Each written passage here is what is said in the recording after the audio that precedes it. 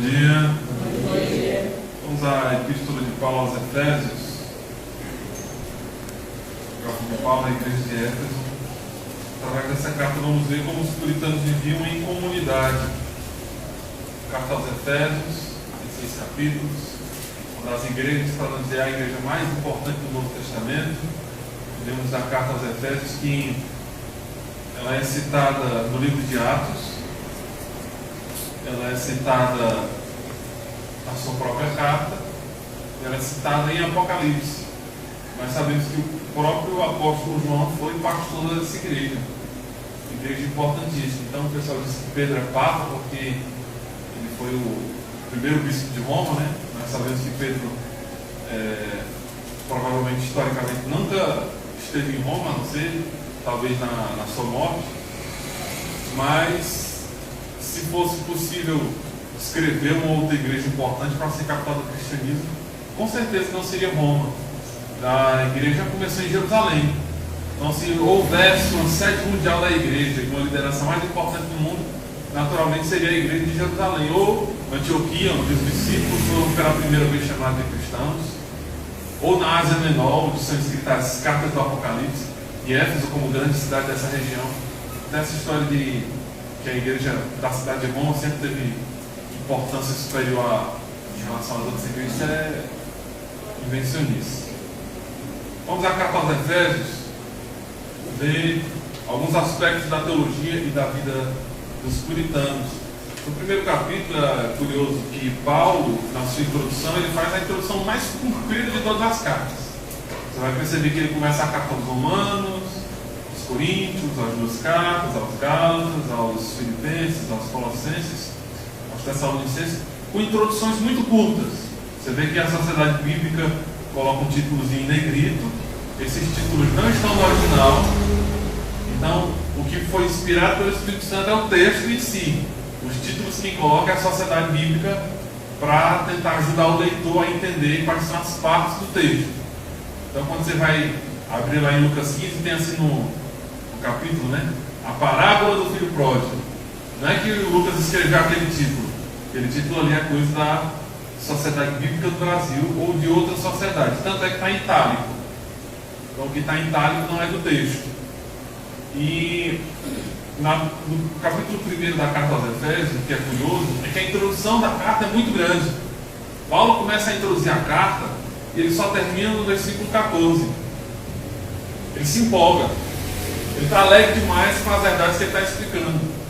E a primeira das verdades que ele vai salientar, no versículo 3 ao 14, é sobre a obra da Trindade na igreja. E essa é a primeira verdade que eu queria salientar. Vamos ver capítulo 1, versículo 3 ao 14. Diz assim: Bendito seja o Deus e Pai de nosso Senhor Jesus Cristo, o qual nos abençoou com todas as bênçãos espirituais nos lugares celestiais em Cristo, conforme Ele nos escolheu nele antes da fundação do mundo, que devemos ser santos e sem culpa diante dele em amor, e nos predestinou para filhos de adoção por Jesus Cristo, para si mesmo, segundo a complacência da sua vontade, para o louvor da glória da sua graça, pelo qual, ou pela qual, nos fez aceitáveis a si no amado, em quem temos a redenção pelo seu sangue, o perdão dos pecados, segundo as riquezas da sua graça, que Ele tornou abundante para conosco em toda sabedoria e prudência, tendo feito conhecido entre nós o mistério da sua vontade, segundo a sua complacência, que propusera em si mesmo, que na dispensação da plenitude dos tempos, Ele possa reunir em uma todas as coisas em Cristo, tanto as que estão no céu, como as que estão na terra, nele, em quem obtemos também herança, havendo sido predestinados conforme o propósito daquele que faz todas as coisas segundo o conselho da sua vontade, com o fim de sermos, para o louvor da sua glória, os que primeiro confiaram em Cristo, em quem também vós confiados, depois que ouvistes a palavra da verdade, o evangelho da vossa salvação, em quem também, depois disso, crestes, fostes selados com o Espírito Santo da promessa, quem é a garantia da nossa herança, até a redenção da possessão adquirida para louvor da sua glória.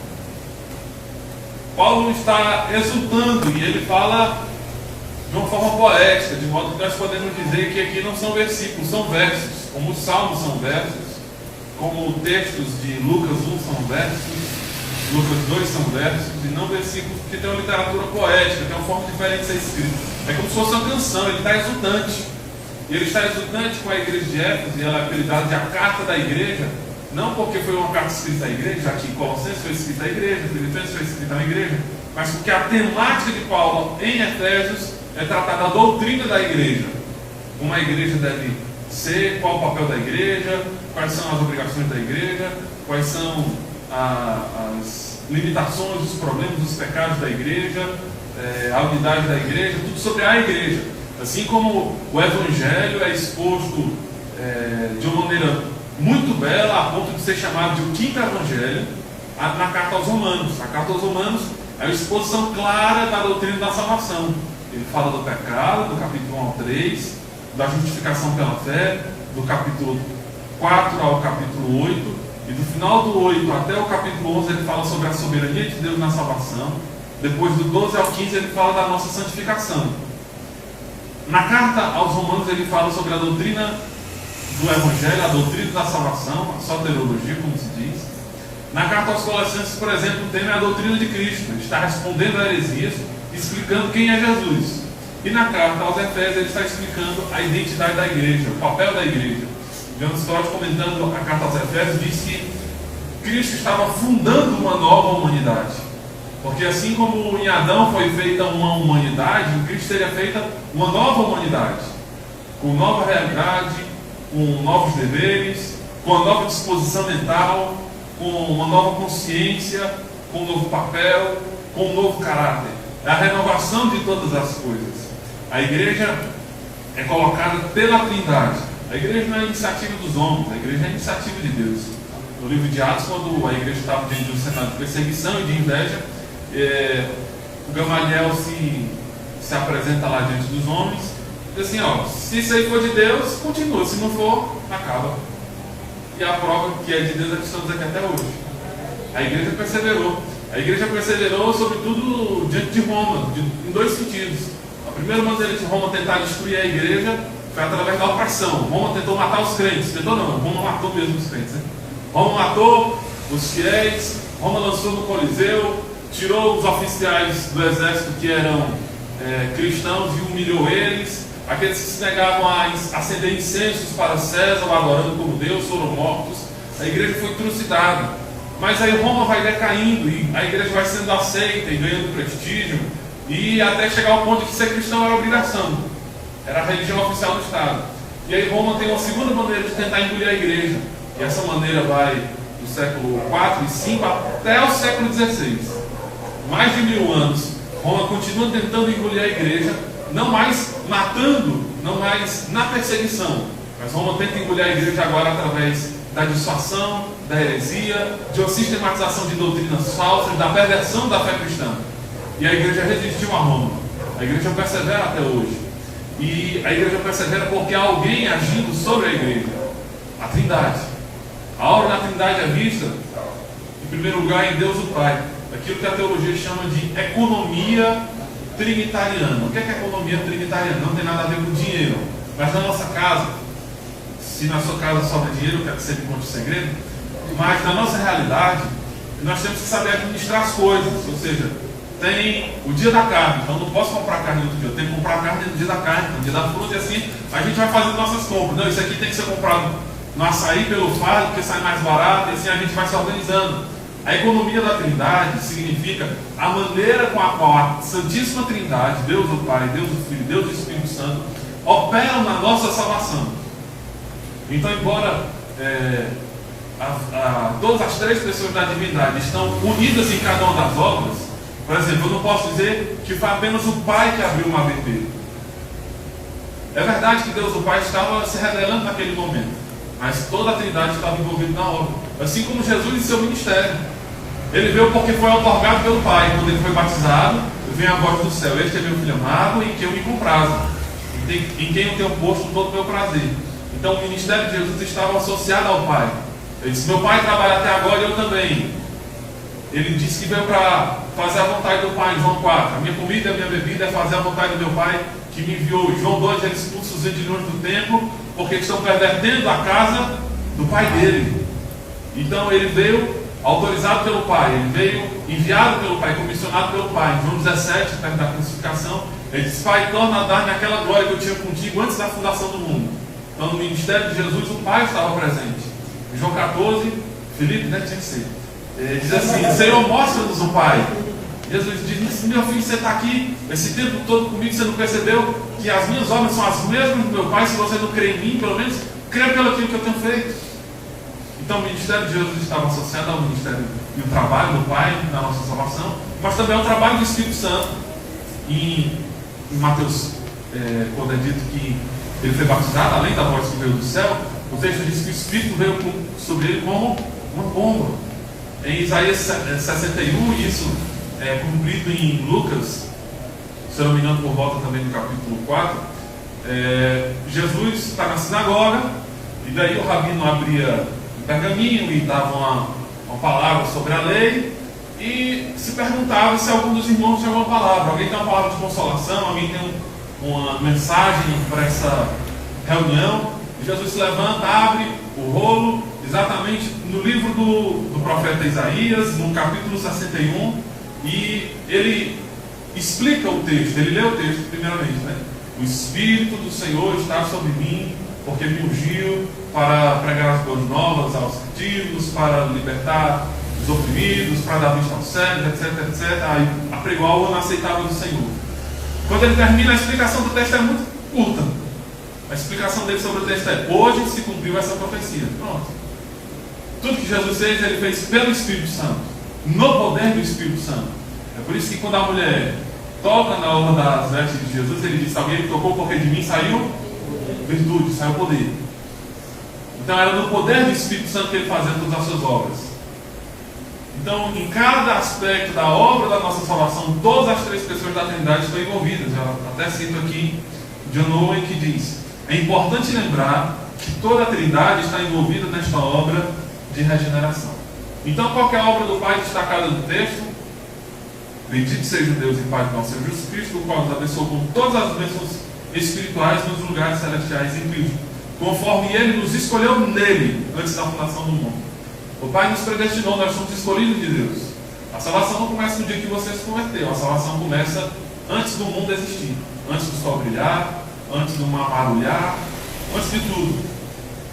A nossa salvação começa com Deus, é iniciativa de Deus. Spurgeon disse que se Deus fosse esperar, achar em mim algum motivo bom para me salvar, Deus me salvar, porque ele só ia encontrar motivo ruim, então ele ia desistir de mim. Por isso a salvação começa com Deus, porque antes que eu faça alguma coisa, Deus já tem feito algo por mim. Romanos 9 diz assim: não depende nem do que quer, nem do que corre, mas de Deus que age com misericórdia. Então Deus escolhe o seu povo. Spurgeon, falando sobre a doutrina da eleição, ele diz: a salvação não é uma ponte larga que passa toda a humanidade. Só que tem um problema da ponte larga, que ela não leva para o outro lado. Porque se todos os seres humanos são escolhidos, mas nem todos vão ser salvos, significa que ser escolhido de Deus não necessariamente vai implicar em ser salvo. Porque Deus pode escolher uma pessoa e aquela pessoa não quis a salvação, então a escolha de Deus foi frustrada. Deus quis uma coisa e não conseguiu. Mas ele diz: a salvação é uma ponte estreita, só passam aqueles que foram escolhidos por Deus. Mas uma coisa é certa: a ponte tem o outro lado. Todos aqueles que começaram vão terminar. Todos aqueles que foram salvos vão permanecer salvos. E ele diz aqui algo sobre Deus que é exclusivo dele. Ele diz que ele faz o que ele quer. Veja, segundo a sua complacência, na continuidade do texto, que propuser em si mesmo, deixa eu ver se eu acho aqui a expressão exata aqui.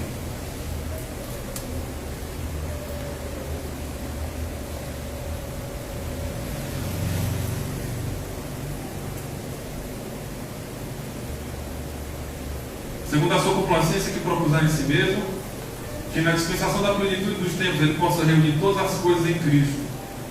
Mais na frente ele diz: predestinados conforme o propósito daquele que faz todas as coisas segundo o conselho da sua vontade. Só Deus tem essa capacidade. Em primeiro lugar, a origem da vontade de Deus está no próprio Deus. Ele não faz as coisas conforme o que você motiva ele a fazer. Deus não reage às nossas atitudes como se fossem surpreendidos por elas. Meu Deus, ele está acreditando em mim. Meu eu, né? Se ele é Deus, ele fala meu eu, né? Isso é absurdo, irmãos. Deus não reage a nós. Ele não tem surpresa com as nossas atitudes. Ele faz conforme o conselho da sua vontade. Ele faz por ele mesmo. Ele não nos consulta. Eu quero fazer uma coisa. Vamos sentar aqui, vamos debater o futuro do universo. Como é que você pode me ajudar aqui a entender melhor a situação? Deus não faz isso. Ele faz conforme o conselho da sua vontade. Em Romanos 11, Paulo diz: quem compreendeu a mente do Senhor? Quem foi o seu conselheiro? Quem deu alguma coisa primeiro para ele, para que Deus tenha a obrigação de recompensar? Ninguém. Porque dele, e por ele, e para ele são todas as coisas. Glória, pois a ele eternamente. Então Deus é dono de tudo, ele faz tudo conforme o conselho da sua vontade, e é baseado na sua vontade, simplesmente na sua vontade, que ele escolheu o seu povo. Falando sobre os decretos de Deus, os puritanos diziam que Deus não decreta alguma coisa porque ele tivesse a obrigação de decretar. Então, se você for ler essa literatura de Max Lucado, aquele que é psicólogo, Augusto Cury, se você for ler, por exemplo, Augusto Cury, no livro sobre o Pai Nosso, ele diz: Deus quer que a gente ore porque ele se sente solitário. Então ele quer ouvir a nossa voz. Ele precisa ouvir a nossa voz. Ele quer interagir conosco, senão ele fica solitário. Max Lucado chega a dizer que Deus nos criou porque Deus é amor. É verdade que Deus é amor, mas o fato de Deus ser amor não significa que Deus tem a obrigação de nos amar. Deus poderia não nos amar e poderia não nos ter criado. Não havia nenhuma necessidade intrínseca ao ser de Deus que o levasse a nos criar, porque Deus é autossuficiente. Eu sou o que sou. Deus é autossuficiente, Deus se basta. Nós precisamos de alguém. Você nascer, ninguém lhe perguntou se você queria nascer. Você nasceu de alguém. Você não escolheu seu pai nem sua mãe. Você escolheu o seu nome. E quando você vai se identificar, você se identifica sempre em relação a algo, a alguma coisa, a algum local. Quem é você? Você diz seu nome, o nome que seu pai escolheu. Diz o sobrenome do seu pai e sua mãe, que agora é o seu sobrenome. Ou então diz sua profissão. Quem é o fulano? O fulano é doutor, o fulano é médico, o fulano é advogado.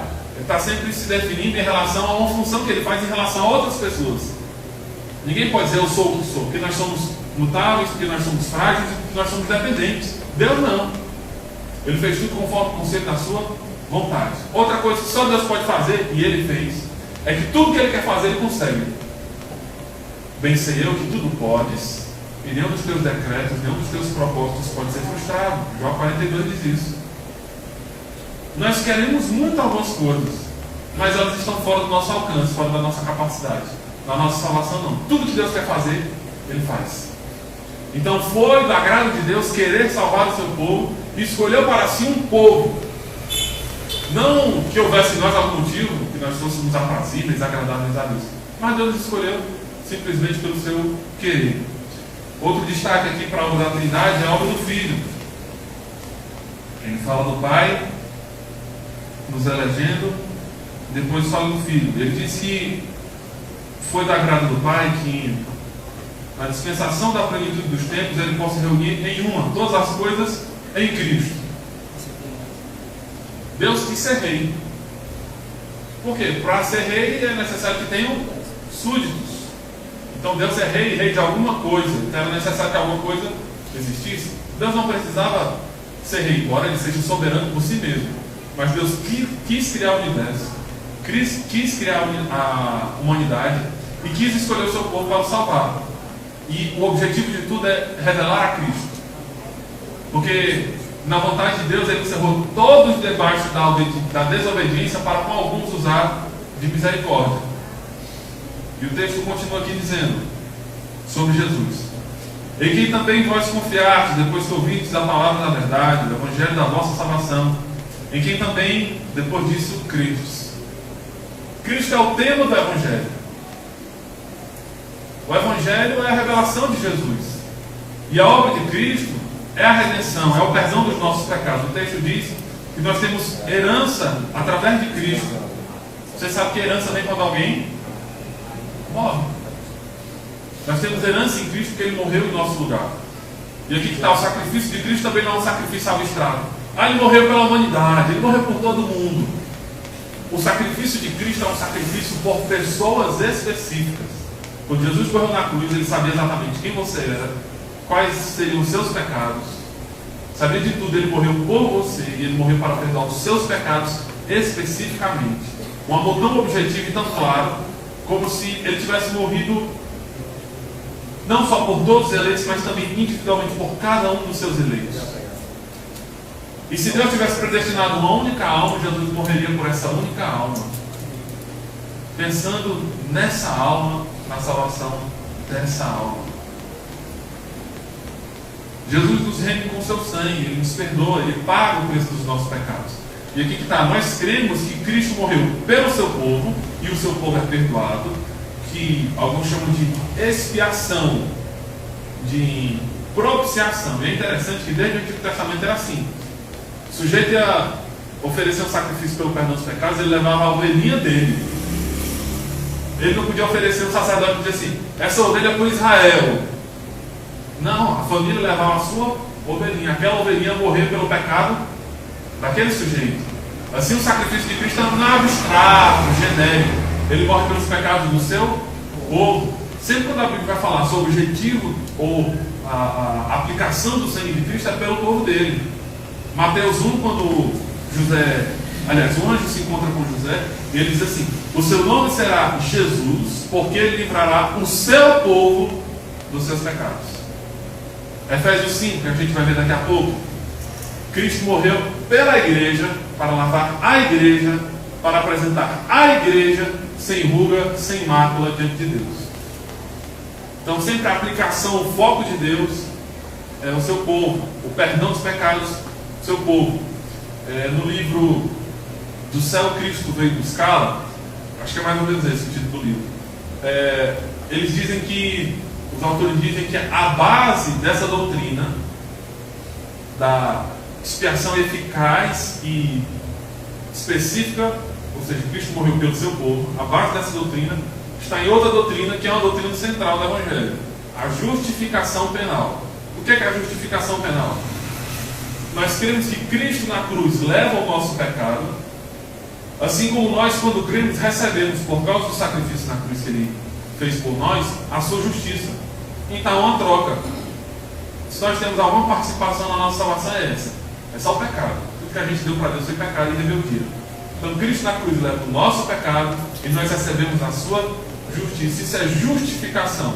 A base para essa doutrina da expiação limitada, como alguns dizem, é o fato de que Deus morreu por pessoas e que, tão certo quanto Cristo na cruz levou o pecado dessas pessoas, essas pessoas vão receber a sua justiça. Não tem erro de conta, não tem erro de tabuada.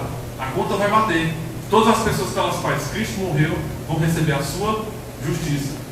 E outra doutrina também que está debaixo dessa base da justificação penal, a ideia de que Cristo morreu na cruz por pessoas específicas e quitou o preço do pecado delas, é a doutrina da perseverança dos santos. Porque justificar significa lançar justiça. Então, se alguém tem dúvida do que vai acontecer sobre a sua alma no dia do juízo final, olhe para a sua própria justificação. Que embora o dia do juízo final, nem o dia da nossa morte, não tenha chegado ainda, através da justificação nós podemos ter certeza de que estaremos justos diante de Deus, não por causa de nossas próprias obras, mas por causa da justiça de Cristo que foi imputada em nós. Isso era revoltante para a igreja de Roma, porque eles queriam que Cristo havia morrido por todas as pessoas do mundo, todos os seres humanos, e que era necessário que o indivíduo subisse um degrau através dos sacramentos, e eles queriam em 7 sacramentos: o batismo, a ceia, a confissão, penitência, a ordenação, o sacramento da ordenação, onde se ordenam os celibatários, padres e tal, a supremunção, que é quando alguém está à beira da morte, o padre vai lá e coloca óleo na pessoa, a crisma, etc. E eles criam nesses 7 sacramentos. Nos dias dos puritanos, um reparozinho foi feito, melhorou, mas ainda não estava certo. A igreja anglicana acreditava que haviam 2 sacramentos do Evangelho: a palavra e a ceia. E haviam 5 sacramentos da igreja. Ou seja, eles entendiam, na prática, de uma forma muito parecida com a igreja de Roma. Porque os 2 sacramentos eram do Evangelho, ou seja, Jesus mandou batizar e servir a ceia. Não tem como negar. E os outros 5 sacramentos, de onde você tirou? O sacramento do matrimônio, o sacramento da superunção, de onde é que você tirou? Ele disse, não, mas eles são sacramentos da igreja. Embora Jesus não tenha mandado, ou não sejam ordenanças específicas de Jesus, a igreja convencionou fazer dessa forma. São atitudes que só a igreja pode fazer. E o que revoltou os puritanos foi o sacramento da confirmação, onde uma pessoa, depois de batizada e crescida, ela era ungida com óleo pelo bispo. E a igreja de Roma se faz isso até hoje, né? Para que aquela pessoa receba o Espírito Santo, ela tem que ser ungida pelo bispo. E aí ela vai ter uma vida plena com Deus depois dessa unção dentro do bispo. Unção com óleo. E os puritanos se revoltaram com isso.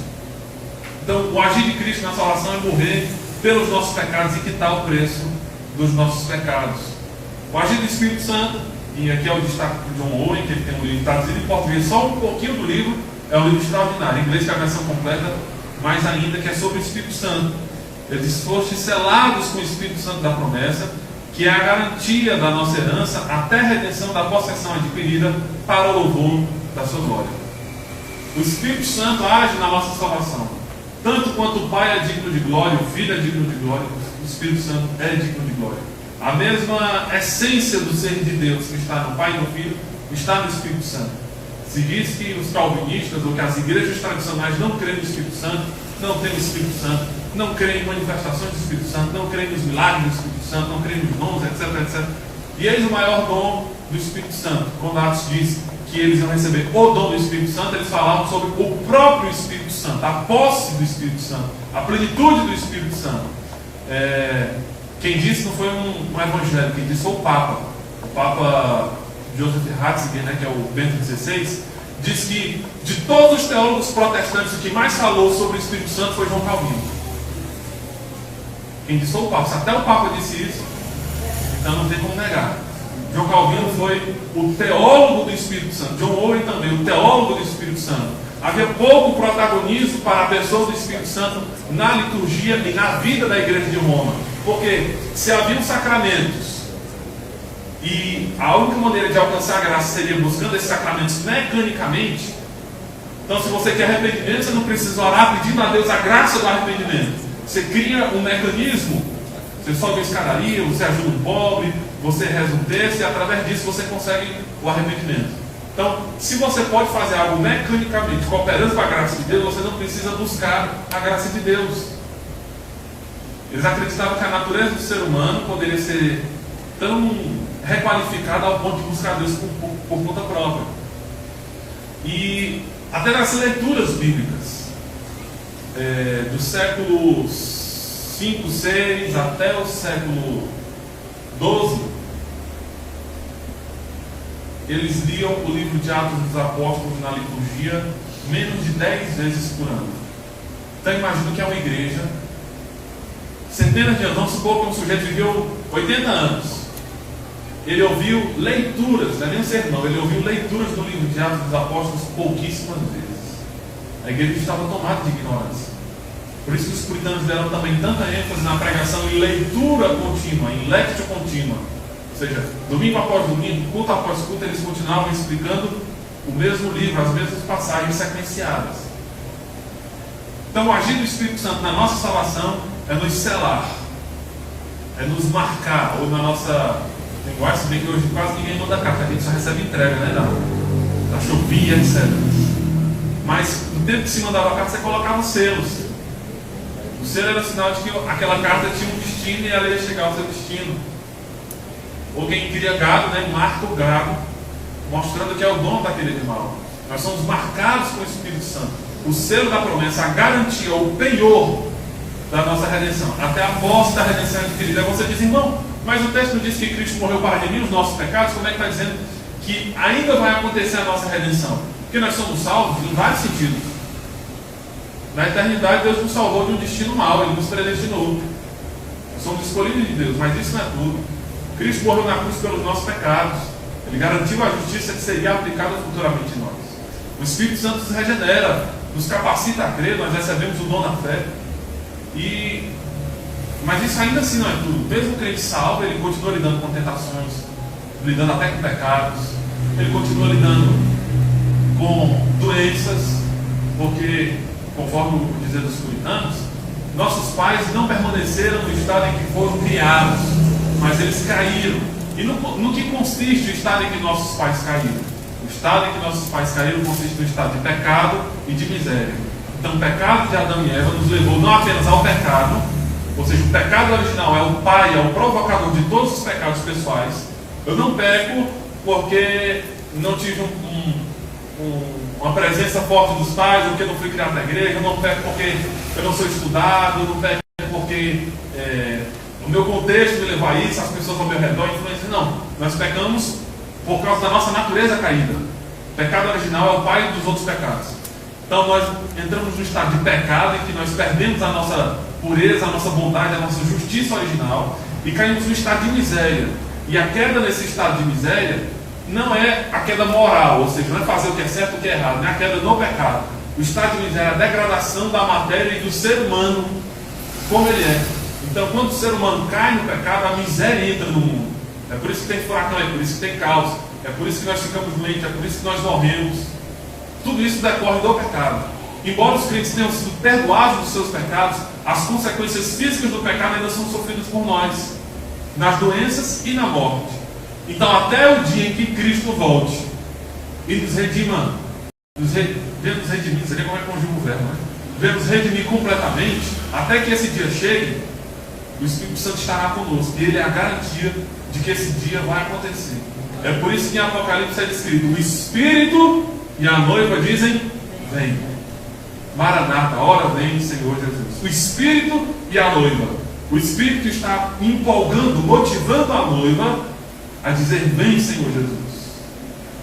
Romanos 8, Paulo diz que a natureza geme em dor de parto, que o Espírito Santo também o faz através de nossas orações, inclusive com gemidos inexprimíveis. Thomas Brooks dizia sobre as nossas orações. Eu vou deixar o capítulo 3 aqui. Então, primeiro por 2. No capítulo 3 eu falo sobre oração. No capítulo 2 é dito aqui que a igreja é a família de Deus. Ele diz: assim que já não sois estrangeiros nem forasteiros, mas concidadãos com os santos e família de Deus, e sois edificados sobre a fundação dos apóstolos e dos profetas, de que Cristo Jesus é a principal pedra de esquina, no qual todo edifício, bem ajustado, cresce para templo santo no Senhor, no qual também vós juntamente sois edificados para a habitação de Deus através do Espírito. Interessante que o capítulo 2 diz que antes haviam dois povos e havia um muro de separação. Esse muro de separação chega a ser até literal, porque quando o templo foi reconstruído, não foi agora o de Macedo não, mas na época de Herodes, ele fez uma estrutura do templo gigante e os gentios não podiam entrar no templo, mas o rei ali, o governante, faz uma gambiarra. Ele faz um puxadinho e cria uma coluna no pátio para que cada povo gentio, então se é fenício, você vai ficar nessa coluna, se é asiático, você vai ficar naquela outra, pudessem participar de certa forma do culto no templo. Mas eles ainda estavam separados, os povos estavam separados, e agora o povo está unido por causa da fé em Cristo. E veja o que eles disseram na Assembleia de Westminster. Eles dizem: a Igreja Católica ou Universal, não sei o que é pior no nosso imaginário, né? Se é dizer Igreja Católica, porque a gente se lembra da Igreja Católica Romana, se é dizer Universal, porque a gente lembra do outro lado da rua.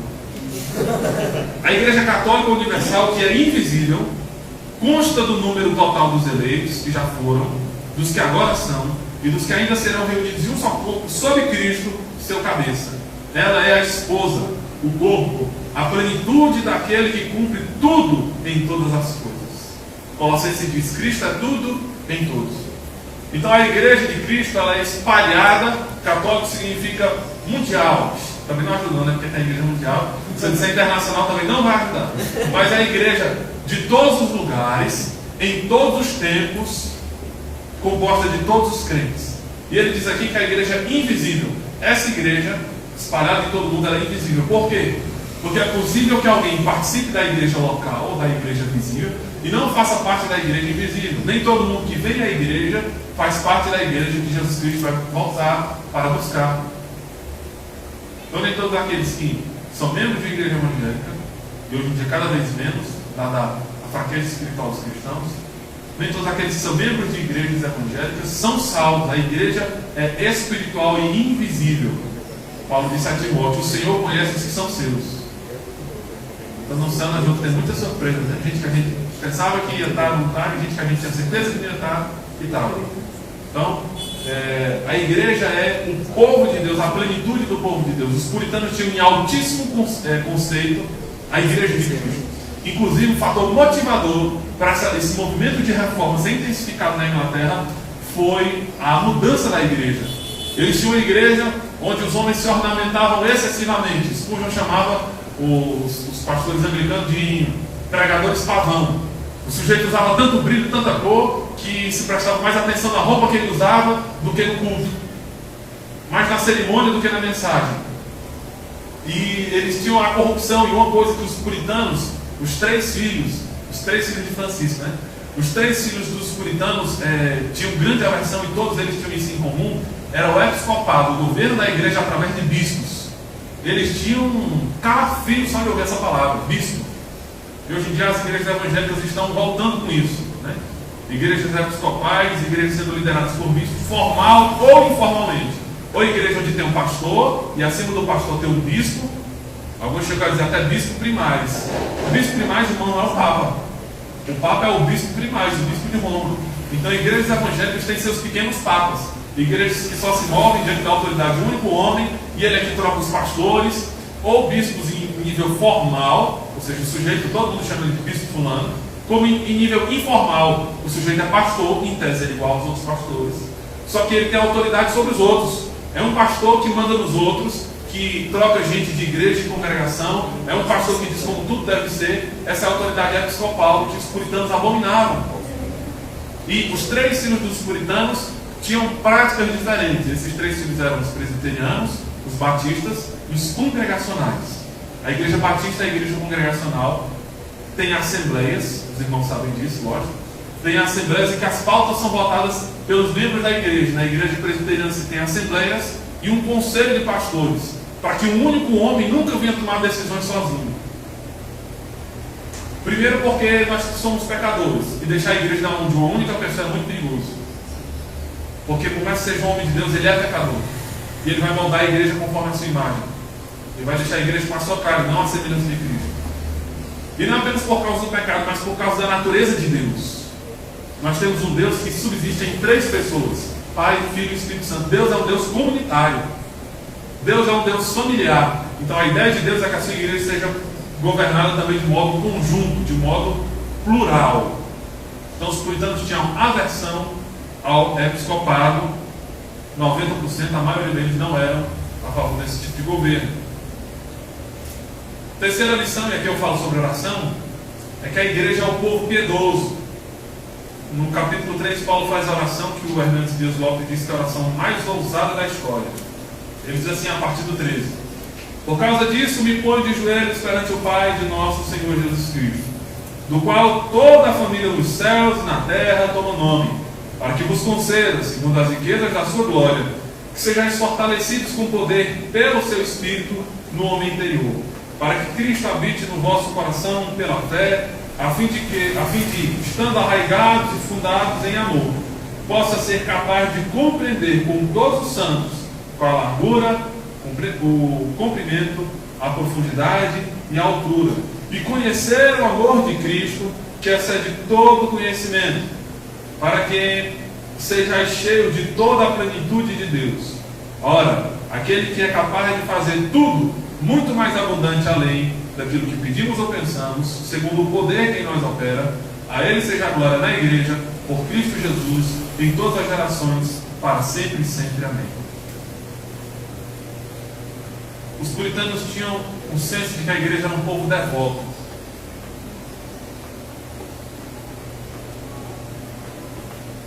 Um povo piedoso. Quando a gente fala de piedade, o conceito romano, né? É que na hora da novena, da procissão, né? O pessoal, né? Cristo, tem de piedade de nós, pela sua dolorosa paixão, né? Tem de piedade de nós e do mundo inteiro. Piedade como se fosse pena, né? Então o crente piedoso seria um crente que sente pena. Não. A piedade é um senso, é uma anteninha sintonizada com Deus. É um senso de percepção da vontade de Deus em todas as coisas e um agir e um viver coerente com a vontade de Deus. Isso é piedade. É disso que Paulo fala a Timóteo, é disso que os outros livros da Bíblia falam sobre piedade. É sobre isso que que os puritanos se referiam quando falavam sobre piedade. Devoção, consagração. Paulo está diante da igreja e veja, ele está orando. Ele não diz, eu vou dar um argumento brilhante para que vocês sejam cheios do amor de Cristo. Ele diz, eu vou orar. Eu preciso orar. Por essa causa eu me ponho de joelhos. Mas ele não era apóstolo, ele não tinha a autoridade de Jesus. Os retalhos do pano dele curavam pessoas. Ele, pela graça de Deus, está lá em 1 Coríntios 15, ele, pela graça de Deus, trabalhou mais do que todos. Ele agora está orando. Exatamente, ele era carente da ação de Deus. Em Colossenses, ele tem que desatar uma bomba, tem que desatar um nó, tem que desarmar uma bomba, que é responder a todas as heresias da época, ao mesmo tempo que estavam numa única igreja.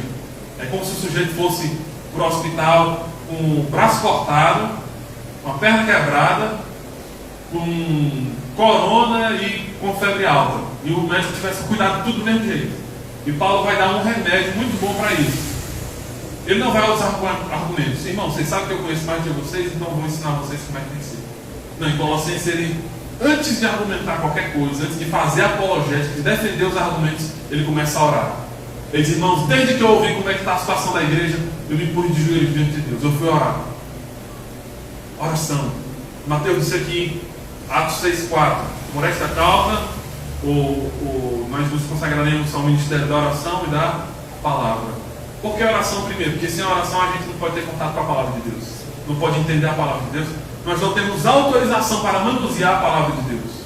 O Paul Washer, comentando sobre a vida dos puritanos, esses meninos hoje na internet, que são metidos a faladores, ele diz assim, quem te deu autorização para citar Jonathan Edwards, se você não ora como ele?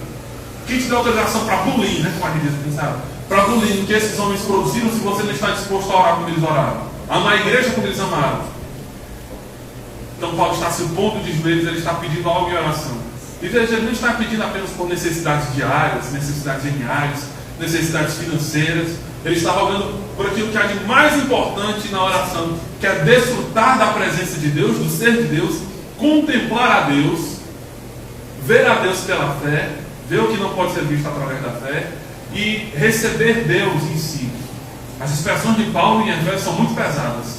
Quando ele vai falar dos ímpios, ele diz, vivendo sem Deus no mundo. Eu acho que pior que dizer que nós estávamos mortos em delitos e pecados, é dizer que o homem vive sem Deus no mundo. Como Caim. O texto de Gênesis diz que ele andava como vagabundo, ou seja, aquele que vagueia. Vagabundo é aquele que anda sem destino. Andando sem Deus no mundo. É isso que significa não ter Cristo. É vaguear sem destino, como folha seca ao vento. Mas ao mesmo tempo, quando ele vai falar da conversão, extraordinária. Ele diz que nós recebemos a vida de Deus. A vida de Deus corre em nós, flui em nós pelo Espírito Santo. E Paulo ora para que essa igreja compreenda o amor de Cristo e seja plena desse amor. E essa é a exaltação de Jesus na mesma igreja no livro de Apocalipse. A doutrina de vocês está muito boa, vocês são ortodoxos. A irmã perguntou sobre a queda dos puritanos, né? Séculos depois, essa foi a queda dos puritanos. A doutrina de vocês está tudo ok, vocês estão crendo da maneira correta. Mas eu tenho uma coisa contra vocês. Não é que eles perderam o amor, eles perderam o primeiro amor. Não é deixar de amar a Deus, é deixar a forma mais intensa, inocente como criança, desejosa, a fome mais desesperada de Deus. Deixar isso é pecado. E só pode ser real em nós a partir do amor de Cristo. Thomas Boston fala sobre o amor que nós devemos ter em relação a Jesus da seguinte forma. Existem dois tipos de amor a Cristo. Primeiro, há um amor emocional por Ele. É como um dardo no coração. Origina-se uma santa enfermidade de amor na alma. Ele anseia em desfrutar o amado. Ele anseia em desfrutar o amado. É como o anseio descrito no Cântico dos Cânticos 5:8. Conjuro-vos, ó filhas de Jerusalém, se encontrardes o meu amado, que lhe digais que estou enferma de amor. Segundo, há um amor racional por Cristo. Este amor é evidenciado por uma séria consideração pela autoridade de Deus e por seus mandamentos. Quando se tem este amor, ele quer agradar a Deus obedecendo-lhe, mesmo que não sinta fortes emoções. Porque este é o amor de Deus, que guardemos os seus mandamentos. Então, o amor a Deus toca nossas sensações, toca nossas emoções. O amor de Deus nos empolga desde o sentido mais superficial ao sentido mais profundo. E se Ele não faz isso, há um problema conosco. Porque conversão, Jesus não montou uma escola, Ele montou uma igreja. Se Ele tivesse montado uma escola, bastava você dizer: eu concordo, é verdade, Jesus morreu mesmo. Eu concordo, Jesus ressuscitou. E estava tudo ok. Você concorda, então pronto, você está salvo. Mas Jesus mandou aqueles que concordam com o Evangelho serão salvos. Ele mandou crer no Evangelho. E a fé envolve nossas... Esse termo é esplendoroso na teologia puritana. Ele envolve as nossas afeições, o nosso desejo profundo. O ser humano é governado pelo seu coração. De tudo que se deve guardar, guarda o teu coração, porque dele procedem todas as saídas da vida. Você não compra um perfume porque você leu a composição química. Você compra um perfume que você gosta. Nós escolhemos coisas por nosso gosto. Escolhemos nossas roupas conforme o nosso gosto. Nós somos governados pelo nosso gosto.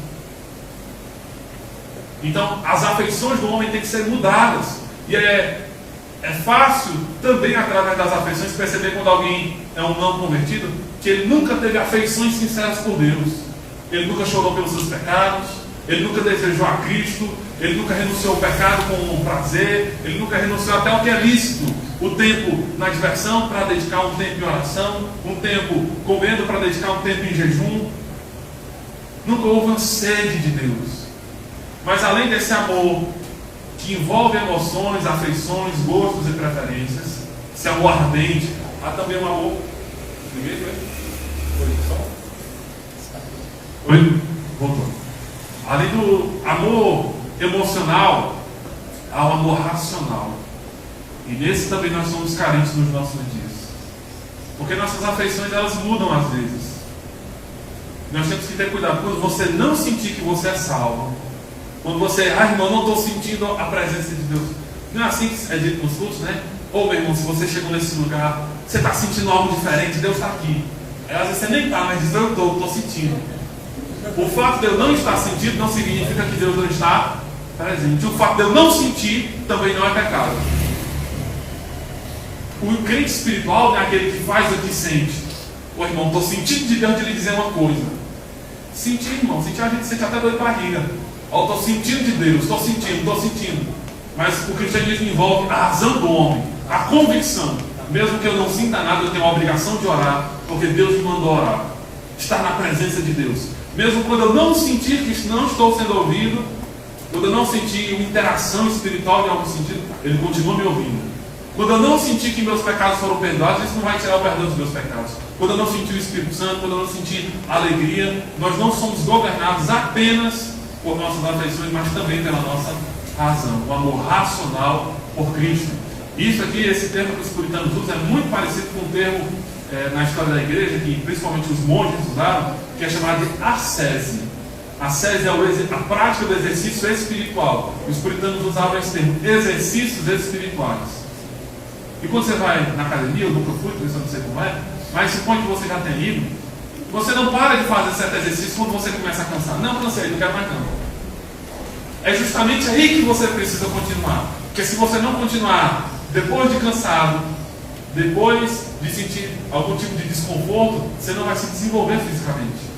É assim espiritualmente. Se você só ora quando você sente, se você só faz o que gosta, só vem para o culto quando tem vontade, você não vai ter crescimento espiritual.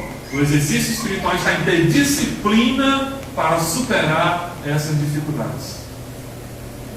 Capítulo 4 diz assim: e ele mesmo, no versículo 11, e ele mesmo deu alguns para apóstolos, alguns para profetas, alguns para evangelistas, alguns para pastores e professores. Na sua versão deve ter mestre, né? No grego é como se fosse uma palavra só, pastor mestre. Porque não pode apacentar quem não ensina e não pode ensinar quem não pastoreia. Porque o pastor que não é mestre, ele não tem como pastorear, não tem como cuidar da igreja. Porque o instrumento do pastor é a palavra. Então às vezes a gente diz assim: irmão, então gente boa, seria um ótimo pastor, mas se ele não tem conhecimento bíblico, nem desenvoltura bíblica, com que ele vai cuidar da igreja? Perde a matéria-prima. Matéria-prima, matéria de trabalho, a ferramenta de trabalho do pastor é a doutrina. Mas ao mesmo tempo, para ser mestre na igreja tem que ser pastor, porque dizer uma verdade de maneira seca, ríspida, sem amor, sem saber aplicar para a vida do ouvinte, sem saber tratar com amor as pessoas e ver o crescimento progressivo no entendimento e na vida do ouvinte é tirania. Então é preciso que os pastores sejam mestres. E isso pode ser chamado de professor ou de um nome que às vezes a gente pensa que é um nome místico, né? Acho que é uma função espiritual diferente. Reverendo. Sabe o que significa reverendo? Na Idade Média, se chamavam os professores de faculdade de reverendo doutor. O professor Girafales não chamava de mestre de linguiça, né? É um mestre, é um professor. Reverendo doutor significa professor. Por que eles chamavam o pastor de professor então, de reverendo? Porque eles tinham a ideia de que ele não era sacerdote, como os anglicanos chamavam. Chamavam os padres, os pastores de sacerdotes. Eles tinham a ideia de que não apenas o pastor é sacerdote, mas todos os crentes são sacerdotes. É a doutrina do sacerdócio universal dos santos. Todos os crentes são sacerdotes.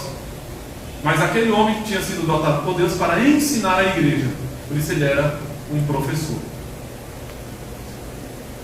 E o objetivo, para o aperfeiçoamento dos santos, para a obra do ministério, para a edificação do corpo de Cristo, até que todos cheguemos à unidade da fé e ao conhecimento do Filho de Deus, a homem perfeito, à medida da estatura da plenitude de Cristo, para que não sejamos mais crianças.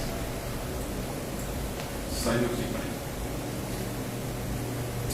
Para que não sejamos mais crianças atiradas para lá e para cá e carregadas por todo o vento de doutrina, pela artimanha e astúcia dos homens que ficam à espreita para enganar. Antes, dizendo a verdade em amor, cresçamos em todas as coisas naquele que é a cabeça, Cristo, do qual todo o corpo, bem ajustado e compactado pelo auxílio de todas as juntas, segundo a eficaz operação de cada parte, faz o aumento do corpo para a sua edificação em amor. Veja o alto conceito em que eles tinham a palavra de Deus, a Bíblia. Em quarto lugar, minha colocação era: os puritanos eram o povo da Bíblia. A Inglaterra ficou conhecida como o povo da Bíblia, o povo que lê a Bíblia. Porque não apenas eles tinham a Bíblia na sua língua, mas zelavam por lei e conhecer a Bíblia. Não é que o pastor tinha muitos versículos de qual para citar, mas que todos os crentes, o cara que trabalhava na construção civil, o homem que trabalhava no porto descarregando navio, a dona de casa, o pai de família, todos tinham conhecimento bíblico, todos liam a Bíblia.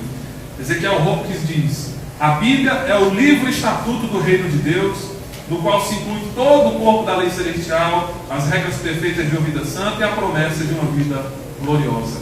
A igreja tem que ser reconhecida como o povo do livro preto. Era assim que os crentes, até quando chegaram no nosso estado, eram reconhecidos. Shaw falando ali que anda na rua com o livro preto. Hoje em dia não, as Bíblias são tudo com cara de leão, né? É a Bíblia rosa, é a Bíblia do leão, é a Bíblia disso, daquilo.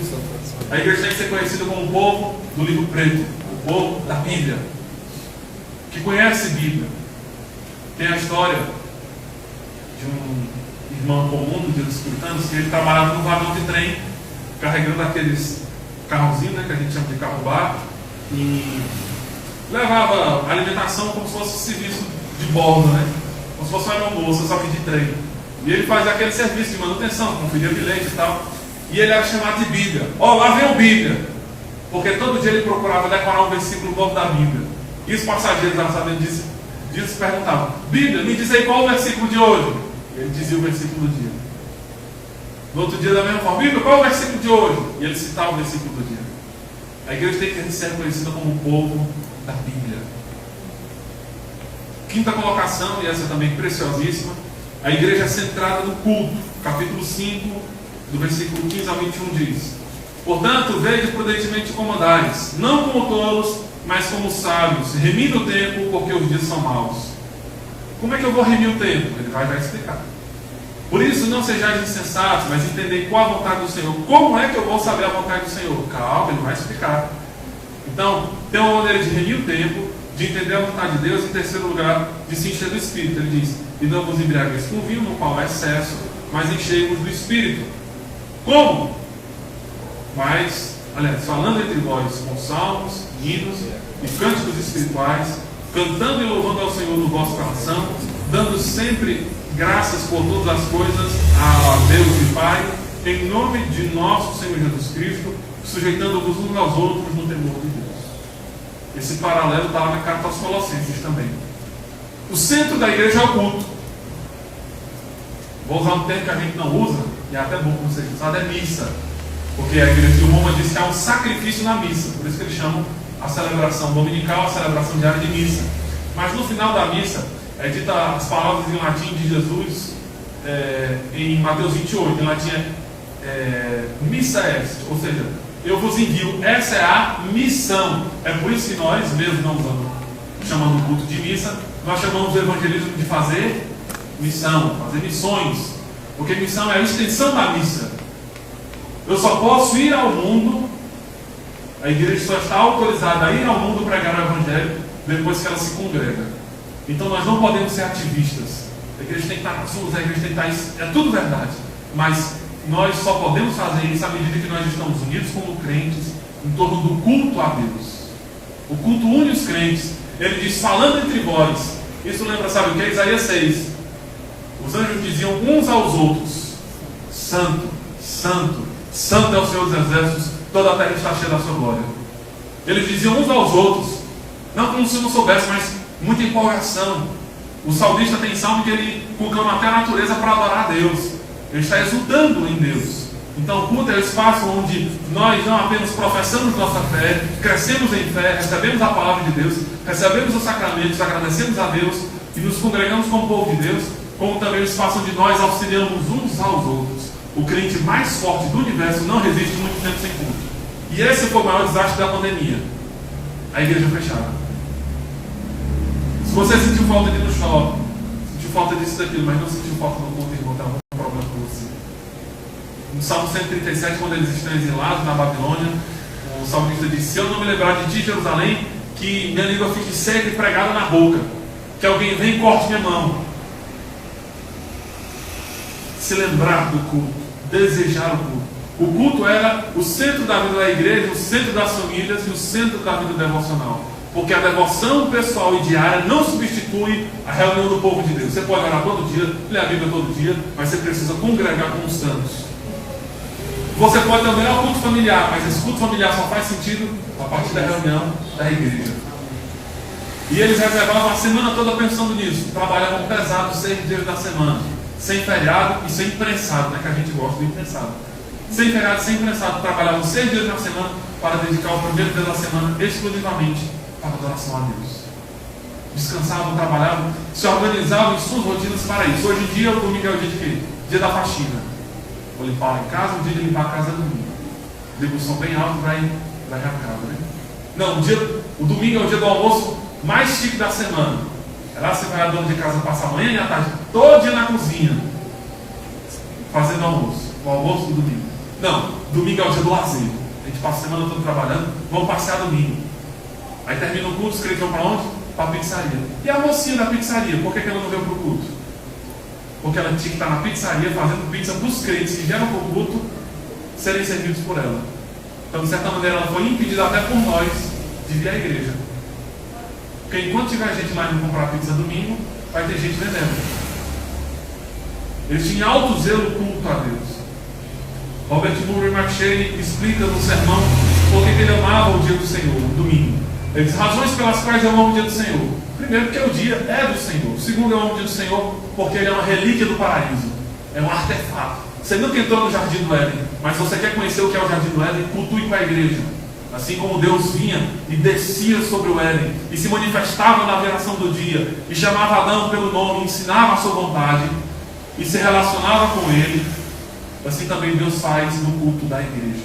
Então o culto é uma relíquia do céu, uma relíquia do paraíso e um tipo, uma apresentação, um trailer, um spoiler do céu. Ah, irmão, só vou saber o que é o céu depois que eu morrer e for para lá. Enquanto eu não chegar lá, não tem como eu ter noção. Tem sim. A igreja está sintonizada com o céu. Nós adoramos a Deus como os anjos adoram. Nós adoramos até mais, porque os anjos não podem dizer: Senhor, eu te agradeço porque o Senhor perdoa os meus pecados. Isso aí, essa oração eles não podem fazer. Mas nós podemos. Então a igreja está sintonizada. Quando a igreja celebra os sacramentos, quando a igreja serve a ceia do Senhor, olha a importância. Jesus disse: sabe quando é que eu vou comer de novo a ceia com vocês? No meu reino. Então, tomar a ceia do Senhor na igreja é uma lembrança de que um dia quem vai servir a ceia não vai ser o Jardel, vai ser o próprio Jesus. Esse tem que ser o anseio da igreja. Eu amo o dia do Senhor porque é um dia de bênçãos. Os puritanos chamavam o dia do Senhor de a feira da alma. Não tem o dia da carne, que a carne está mais barata. O domingo é o dia da feira da alma. É aqui que você tem que pegar o consolo que você vai precisar para a semana, a paciência que você não vai ter no meio da semana, você tem que pegar aqui. Os ensinamentos para viver em família, você tem que pegar aqui durante o dia do Senhor. Sexto lugar, a igreja é uma família de famílias. Efésios 6, 1 ao 4 diz: Filhos, obedecei a vossos pais do Senhor, porque isso é justo. Honra teu pai e tua mãe, que é o primeiro mandamento com promessa, para que te vá bem e vivas muito tempo sobre a terra. E vós, pais, não provoqueis a ira a vossos filhos, mas criai-os na disciplina e a admoestação do Senhor. No capítulo 5 ele fala também sobre esposo e esposas, né? E essa é a explicação aqui, de sujeitando-vos uns aos outros. A mulher obedecendo o marido, e o marido se sujeita à mulher, não obedecendo ela, mas se sacrificando por ela. Os filhos se sujeitam aos pais, obedecendo os pais. Primeiro que é justo, é ordeiro. Você não tinha feito nada pelo seu pai já te amava. Você não tinha nem nome, sua mãe já te amava. Então isso é justo, é coerente. Você olha para a natureza e vê o gatinho novo e a gatinha mãe dando de comer os gatinhos, lambendo os gatinhos, isso é lógico, é justo. E também devemos fazer isso porque Deus mandou. E não só mandou, mas deu uma promessa para Pai que te vá bem todos os dias na terra que o Senhor teu Deus te dá. Porque abençoa a vida. Então, os filhos devem obedecer aos pais, e os pais também têm que ter uma maneira de tratar os filhos. Não procurando irritar propositalmente os seus filhos, mas admoestando no Senhor. Então, às vezes o pai fala uma coisa, 10 vezes o filho não ouve. O segredo não é tratar a palavra do pai contra a palavra do filho.